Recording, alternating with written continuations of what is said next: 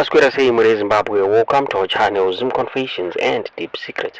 Kana kari kutanga kukuya paneno channel, please don't forget to subscribe. Kana uchingo wagara subscribe, don't forget to comment and share this video. Nasi muri Zimbabwe tawigira inyaya yakanetsa pa South Africa pa Benoni hapo Mukadzi Uyu amurikuona rapo akaonekwa ane suitcase iyo yamurikuona irapo yanga ine Musoro Wemunhu muri Zimbabwe. Mukadzi Uyu arikunzi Zimbabwean muri Zimbabwe chitiko chakashamisa wakawanda South Africa muri Zimbabwe vachishamisika kuti zvakadai zviri kuitika ere. Zviri kunzi mukadzi uyu paakabatwa nepolice akakwanisa kutiza akadonedza passport yake. Zvinova izvo zvakaita kuti mapurisa akwanise kuidentify identity yake nemukadzi wamuri kuona uyu kuti kwatiri kuita ari kutsvagwa nemapurisa pari kufungidzirwa musoro uyu uri kunzi wanga uri weboyfriend yake ende ari kususpectwa kuti akauraya boyfriend yake, so apanga kuita get rid of the body ye boyfriend yake muri Zimbabwe.